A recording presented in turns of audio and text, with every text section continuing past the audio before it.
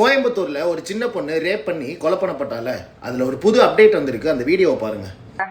அந்த பொண்ணு விசாரிச்சீங்களா? அந்த பொண்ணு எந்த நிலைமையில இருந்தான்னு உங்களுக்கு தெரியுமா? அந்த பொண்ணு தொலைஞ்சு போய் 5 மணிக்கு தொலைஞ்சு போனது. அந்த பொண்ணுக்கே தெரியாது. அவங்க அம்மா அந்த அளவுக்கு போதையில இருந்தாங்க. நாங்க போய் எழுப்பணும், எந்திரிக்கவே கிடையாது. காலையில தான் அந்த பொண்ணுக்கே தெரியும். இது ஓப்பனாவே நான் சொல்றேன். அந்த பொண்ணு தொலைஞ்சு போனதே தெரியாது. நாங்க போய் பொண்ணு காணாம போச்சு பவி எந்திரினா அந்த அளவுக்கு தான் அந்த பொண்ணு இருந்தா. ஆனா போலீஸ்காரங்க சல்லடை போட்டு தேடினாங்க. 12:30 இருந்து எல்லாருமே தேடினாங்க, கிடைக்கல. அவங்க அப்பா ஒரு ஷாப்ல இருந்து வேலையை விட்டு வந்து 7 மணி அளவில் தான் அவரு அங்கேயும் தேடிட்டு அப்புறம் கம்ப்ளைண்ட் கொடுத்தாரு. இதுதான் உண்மை.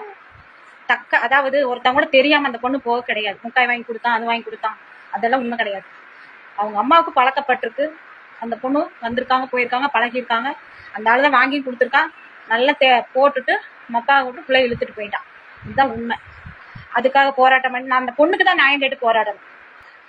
முதலமைச்சர்கிட்ட கோரிச்சுக்கிறாங்க எல்லாம். கோவிக்கிறக்க நம்ம பிள்ளைய நம்ம தான் பாதுகாப்பு பண்ணணும். அவர் எங்கேயோ எத்தனையோ வேலையில இருப்பாரு.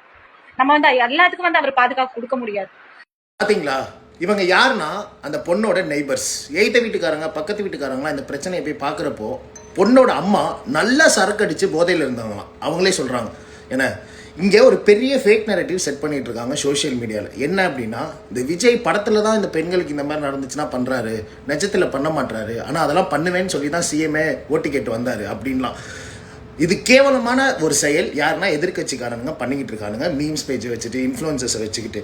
இவனுங்களுக்கு விஜய் என்ன இந்த சோஷியல் மீடியா பவரை யூஸ் பண்ணி தான் சிஎம் ஆனாரு. இந்த ரூட் மாஃபியா, அதை ஜெகதீஷ் பழனிசாமி, அதாவது விஜயோட ஃப்ரெண்டு, கூட இருக்கிற ஒரு ஃப்ரெண்டு வச்சிருக்கிற ப்ரொடக்ஷன் கம்பெனி தான் இந்த மாதிரி வேலையை பார்த்துக்கிட்டு இருக்குன்னு சொல்லி ஃபேக் நரேட்டிவ்ஸ் ஃபுல்லாக பிஜேபி ஆளுங்க, ஏடிஎம்கே காரனுங்க, டிஎம்கே காரனுங்க செட் பண்ணிக்கிட்டு இருக்கானுங்க.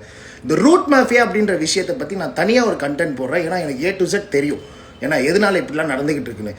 நான் என்ன சொல்கிறேன்னா, பேரண்ட்ஸ் நீங்கள் தான் உங்களோட குழந்தைங்களை நல்லபடியாக பார்த்துக்கணும்.